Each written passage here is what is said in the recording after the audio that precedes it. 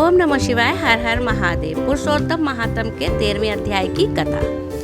ऋषि कहने लगे कि हे सूत जी, राजा दृढ़धनवा को पुरुषोत्तम के सेवन से राज्य, पुत्र, पौत्र और पतिव्रता स्त्री कैसे मिली और योनियों को अति दुर्लभ भगवान का लोक कैसे प्राप्त हुआ, इसलिए आप विस्तार से इस इतिहास को कहिए। सूत जी कहने लगे, हे ऋषियों, आकाश गंगा की तरह पवित्र करने वाली सुंदर पुरानी दृढ़धनवा की कथा मैं तुमसे कहता हूँ। है देश का चित्तधनवा नाम से विख्यात राजा हुआ। उसका पुत्र महातेजस्वी, सब गुणों से युक्त, सत्य बोलने वाला, धार्मिक दृढ़धनवा नाम से विख्यात हुआ। वह दृढ़धनवा अंगों सहित चारों वेदों को पढ़कर विधि पूर्वक गुरु जी की पूजा कर दक्षिणा देकर पिता के नगर को गया। अपने नगर के रहने वालों को नेत्रों का आनंद उत्पन्न करते हुए उसने अपने पिता चित्तधनवा को प्रसन्न किया। अब राजा चित्तधनवा अपने मन में विचार करने लगा कि स्त्री, घर, पुत्र आदि छोड़कर मुझको भी वन में जाकर हरि का भजन करना चाहिए। ऐसा मन में विचार कर समर्थ राजा दृढ़धनवा को सब राजपाट सौंप कर विरक्त होकर पुलह ऋषि के आश्रम को चला गया।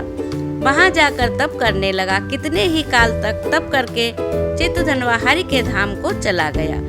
दृढ़धनवा ने जब अपने पिता की मृत्यु को सुना, तब अपने पिता की और दैहिक क्रिया की, फिर नगर में राज्य करने लगा।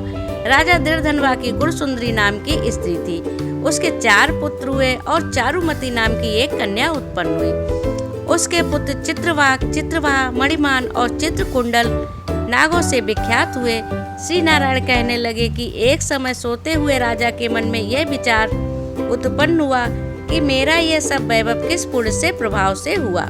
न मैंने कोई तप किया, न दान किया, न कुछ हवन किया। अपने इस भाग्य का कारण मैं किससे पूछूं। राजा की इसी विचार में सारी रात्रि व्यतीत हो गई। प्रातः ब्रह्म मुहूर्त में उठकर यथाविधि स्नान आदि करके खड़ा होकर उदय होते हुए सूर्य को अर्घ्य देकर, ब्राह्मणों को दान आदि देकर और नमस्कार करके वह राजा घोड़े पर चढ़कर तत्काल शिकार के लिए वन में गया। वहां उसने शिकार किया। उसी वन में राजा दृढ़धनवा के बाण से घायल होकर एक मृग दूसरे वन में भाग गया। घायल मृग के शरीर से गिरते हुए रुधिर के निशानों से राजा दृढ़धनवा भी उसके पीछे पीछे गया, पर थोड़ी देर में मृग राजा की निगाह से ओझल होकर कहीं छिप गया। राजा ने प्यास से व्याकुल होकर फिरते फिरते सागर के समान एक सरोवर को देखा, पर वहां तत्काल जाकर उसने पानी पिया। वहीं उसने अत्यंत घनी छाया वाला बट वृक्ष देखा। उसकी जटा में घोड़े को बांधकर वहां बैठ गया। वहां पर बाड़ी से बोलता हुआ तोता आया। राजा को अकेले बैठा हुआ देखकर वह सुख बार बार एक ही श्लोक बोलता रहा, तू पृथ्वी में अत्यंत सुख को देखकर सार वस्तु को नहीं विचारता तो कैसे पार पहुंचेगा। ऐसे उनके इन रहस्यपूर्ण वचनों को सुनकर राजा को यही सोच हुआ कि बारंबार यह सुख ऐसे वचन क्यों कहता है। क्या वह सुखदेव जी है?